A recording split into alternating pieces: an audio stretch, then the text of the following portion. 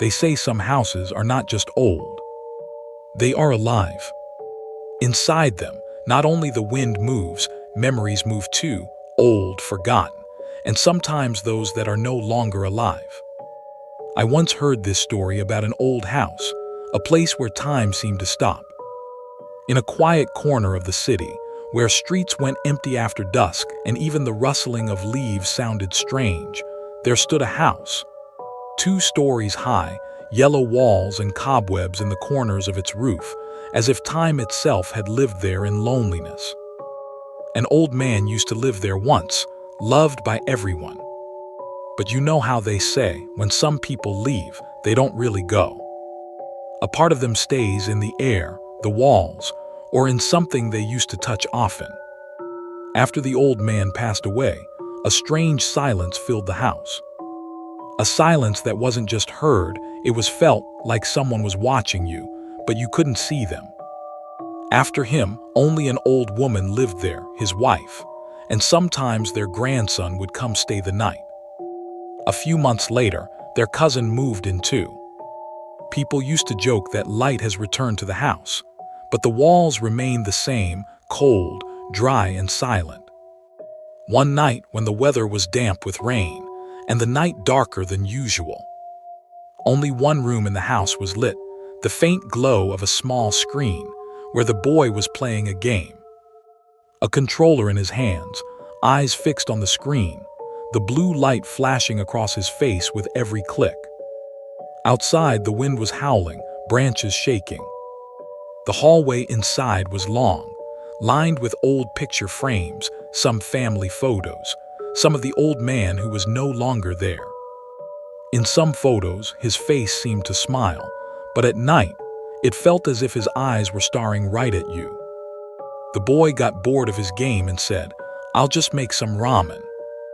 His room was at the end of the hallway, right next to his grandma's room. As usual, he peeked inside. Grandma was peacefully asleep. At the other end of the hallway, his cousin was still shouting at his game, like always. Everything was perfectly normal. But sometimes, the scariest part of horror is the illusion of normal. When you think everything is fine, that's when something breaks the fine. He walked toward the kitchen, turned on the light, and set the water to boil. It wasn't completely dark, but the air carried an odd chill. Like the fridge door was open or a window left ajar, but everything was closed. As he opened the ramen packet, he saw something. A shadow flickered in the corner of the opposite wall. Just for a second. He thought it was just the light's reflection, but a faint fear settled inside him. He turned to grab his phone, and that's when he felt it. Something had changed in the air, heavier, denser, as if someone else was in the room. He looked toward his grandma's door, still closed. His cousin was still busy playing. So whoever moved wasn't them. He grabbed his phone and called his friend. "Hey, something feels weird here." His friend laughed. "Don't be stupid, it's just the wind." But there was no wind, and the door was latched from the inside.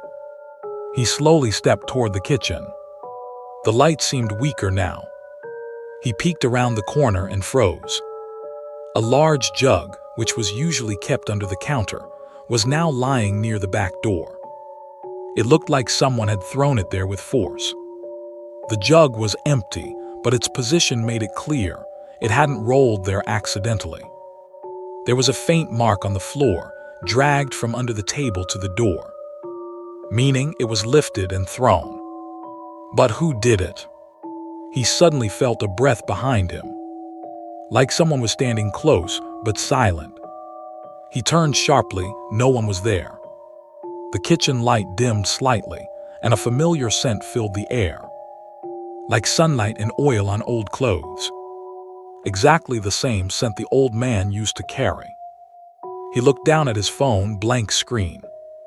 His friend's voice still faintly audible, but he didn't answer. His attention was locked on the jug. The jug stood still, but the room didn't feel the same anymore. Something else was there, something that could feel him.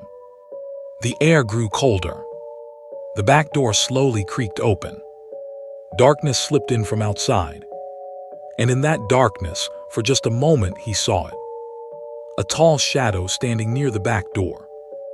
Its face hidden in the dark, but its eyes glowing faintly in the light. He blinked and it was gone. Only the air remained and the jug. The house went completely silent. But that silence was alive. After that night, no sound in that house ever felt normal again. Every day, every night, it felt like someone was watching. And everyone said the old man never truly left. He was still there. And that night, it wasn't just the jug that moved. Something else had awakened. After that night, the house was never the same again. Every morning felt strange, as if something had changed, but no one could understand what. Those who lived there said that the house looked normal during the day, but as evening fell, everything began to shift. The light dimmed, and the air grew heavier with an unexplainable weight. Walking through the corridor became difficult over time. The faces in the pictures no longer smiled the same way. Some people felt that the eyes in the portraits had changed, as if they were looking straight at you. But when you looked away and back again, everything appeared normal. In that house stood an old wardrobe, the old man. His clothes, his cap, and an old diary still lay inside. No one had ever opened that diary. It had always remained closed. One day the boy's cousin joked, "Let's take a look inside, maybe there's something written in it." When they opened the diary, the first few pages were filled with old handwriting, odd, sometimes straight, sometimes crooked. But the last few pages were completely clean. On those pages it was written, "I know it's still here. At night when everyone sleeps, I feel someone standing next to me. The last time I opened the back door, I saw my own shadow, but it wasn't me." They quickly closed the diary. At that moment, the entire atmosphere of the house changed. It was as if the air had become heavier. The boy remained silent, but something inside him began to shift. His mind kept replaying that jug, that open door, and that shadow again and again. In the following days, small things began to change. Sometimes the corner of a table where an item had been placed would be empty. Sometimes the curtain would hang slightly differently. Everyone said, maybe it's just the wind, but deep down they all knew the air was still. One morning, the boy went into the living room. He saw a chair lying overturned. It was positioned as if someone had been sitting there and suddenly got up and left. On the floor beneath the chair, something was written in the dust, a single word. "I'm watching." The writing faded away with the dust, but the word stuck in the boy's mind. He didn't tell anyone. Not his grandma, not his cousin. He just stayed quiet. From that day on, he began to feel that whenever he walked through the hallway, someone was walking behind him. Sometimes, when he looked in the mirror, he could see a shadow standing behind him. But when he turned around, there was no one there. One night, he was sitting in his room. His laptop was open. He was trying to write but couldn't focus. His mind kept circling back to that one thought. What was that thing in the kitchen that night? He decided that the next day he would go near the back door again. In the morning, he went there. Near the back door was an old shelf where bottles and the jug were kept. He noticed the place looked spotless, as if someone had touched it recently. He saw small marks on the floor, tiny stains, like someone had walked barefoot. The prince led straight to the back door. He tried to open it, but the door felt cold, unnaturally cold to the touch. As he placed his hand on it, he felt something pass through him. He didn't open it, just stepped back. Everything seemed normal until evening. But that night, as he was about to sleep, he noticed that his room's door was slightly open. He thought maybe it was the wind and said nothing. But one thought crossed his mind. Where had that jug gone? No one had touched it. and now it was back in its place, exactly as it had been before. He got up and walked toward it, thinking someone was playing a prank. The jug looked perfectly fine, clean and cold. But underneath it lay a small, wrinkled slip of paper. On it was written, "I still feel thirsty." His hands trembled. The handwriting was exactly like the old man. He folded the note and set it aside. But from that day onward, the atmosphere in the house grew heavier. The cousin, too, began to say that he heard footsteps at night. Grandma stayed quiet, said nothing. She would just sit and pray every day, holding her small rosary. Sometimes she would stare at a blank wall, as if speaking to someone unseen. One day he asked her softly, "Grandma, who are you talking to?" She smiled faintly and said, "You wouldn't understand, he feels lonely." A chill ran through his body. Who was she talking about? Who was the one feeling lonely? And if he was lonely, then who was he with now? Days passed. Every day something strange happened. Sometimes things in the kitchen disappeared. Sometimes a shadow moved across the wall. One night the cousin swore he saw, for just a moment, a silhouette of a man standing in the hallway, holding something in his hand. It lasted only an instant, but he swore it was real. They were all terrified, yet none had the courage to leave the house. Grandma kept saying, "This house still belongs to him." The boy couldn't understand who she meant by him. But each day he became more certain the old man had never truly left. And the strangest thing was, ever since that night, his dreams had changed. Every night he saw the same dream. A dark room, the jug in the center and someone standing behind him. The face was never visible, but he felt as though he knew the person. And at the end of every dream, one sentence echoed in his mind. "I'm still here." After that night, sleep had almost disappeared for the boy. Every night when he tried to rest, the same dream returned. A dark room, a jug in the center, and a shadow standing behind him. Each time, it felt like the shadow was trying to say something. But its voice was always drowned in silence. He stayed quiet during the day, but something inside him was changing. He looked at the diary again. It was the same as before, but this time he noticed something new. Faint handwriting, as if written with a pencil. It said, "He calls to me. In the darkness of night when everyone sleeps. I feel as though I never truly left. Something remains unfinished." The diary nearly slipped from his hands. He thought maybe the writing had been there before, but he was certain he hadn't seen it earlier. It looked freshly written, as if from last night. He closed the diary, but his mind was restless. He decided he would read the entire diary the next morning. But before that, something strange happened that night. Late at night, he went near the kitchen to get some water. It was dark, but the faint moonlight revealed part of the kitchen. He noticed the jug near the back door shelf was missing. That space was empty. His heartbeat quickened. He looked around, but the jug was nowhere to be found. Then he looked down. On the floor were faint marks, like drops of water. The trail led toward the laundry room. Without thinking, he followed it. The laundry room looked normal, but the air felt heavy. In the corner was an old basket full of clothes. He lifted it and saw the jug underneath. But now it wasn't empty. It was half filled with water. And that water had a faint red tint, as if an old photograph had dissolved inside it. He was about to touch it but stopped midway. A thought flashed through his mind. Was this jug really meant for water? Or had it become a vessel for something else? The next day, he told Grandma. Her face turned pale.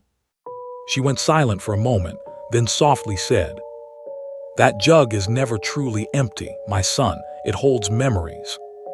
The boy was puzzled. Memories? What kind of memories? Grandma closed her eyes and said, "The day your grandpa passed away, that jug was here. It was his favorite.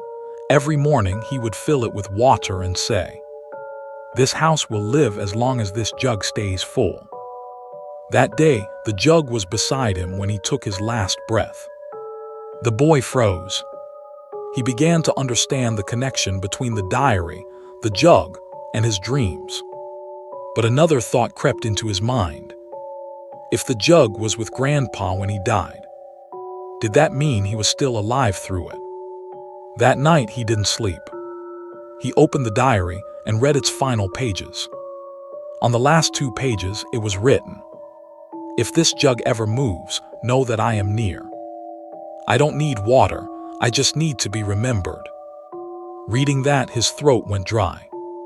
The jug was still in the kitchen, exactly where it always stood. He thought of hiding it, but as he reached out, an image flashed in his mind. Grandpa's face, smiling but with hollow, empty eyes. He pulled his hand back. The jug stayed where it was. Days passed, but the house grew even stranger. Grandma spoke less, the cousins started staying out longer. The boy spent time alone, reading the diary, lost in his dreams. Every night the dream changed slightly. Now the dark room had not just the jug, but also a chair and someone sitting on it. The face was beginning to appear. An old, tired face. In the dream, he asked the man, "Who are you?" And the answer was always the same. "This is my house." One morning, the boy went straight to the back door. The sun had just risen, light faintly filtering in. He lifted the jug and looked inside. There was nothing now. Only a small, rusted chain. The chain looked familiar. He asked Grandma, "Whose chain is this?" Grandma stayed silent, then replied, "It was your grandpa's watch chain.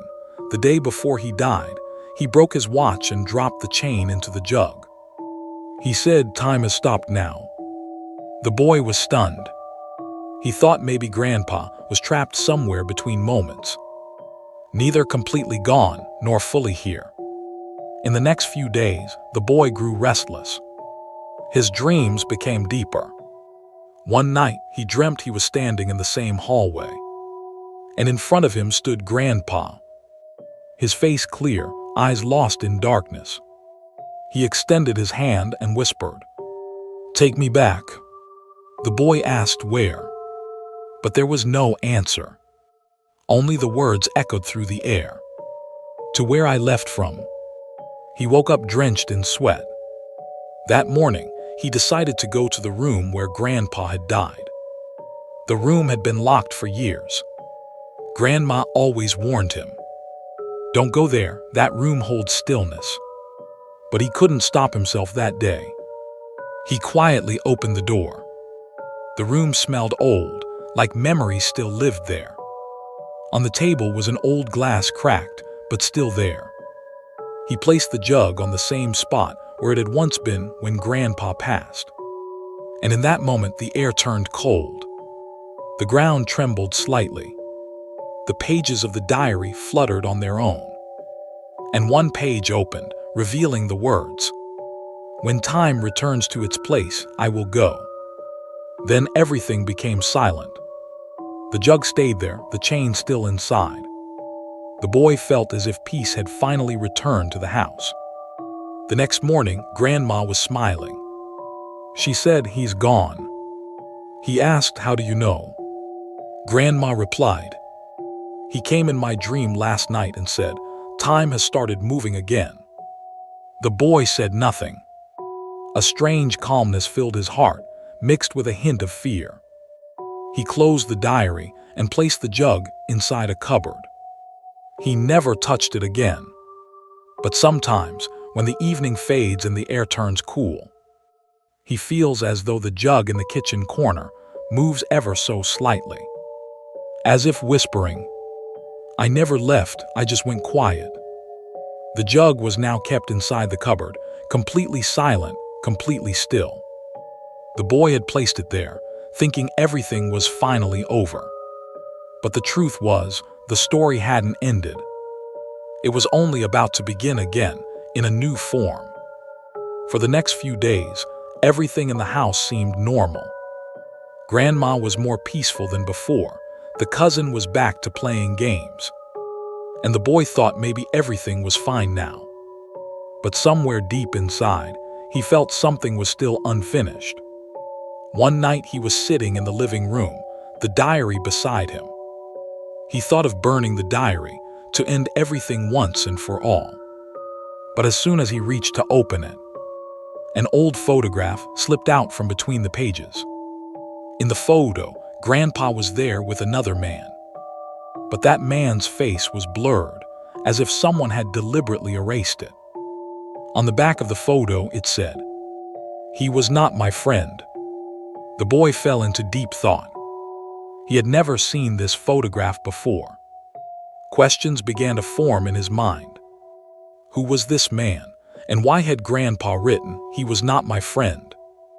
The next day, he showed the photo to Grandma. Her face turned pale. She held the picture tightly and said, "He was your grandpa's partner. They worked at a shop together. But something happened between them. The night before your grandpa died, this man came to his house. They talked for hours, but no one knows what happened." The boy was stunned. He went back and reread the old pages of the diary and noticed that some words had been erased, as if someone had intentionally hidden something. But if you looked closely, you could still see faint traces. Betrayal. Water. Chain. He left, but I stayed. A thought began to rise in his mind. Had Grandpa hidden something? Was that jug not a symbol of his memories, but the weight of his guilt? He decided to find out more about that man. He went through the city's old records and found an old newspaper clipping. It said, "Fight between two old friends. One pushed the other in anger. One man fell near the water tank and died of suffocation. Case closed, accidental death." His heart stopped. The man in the photograph was the same one mentioned in the article.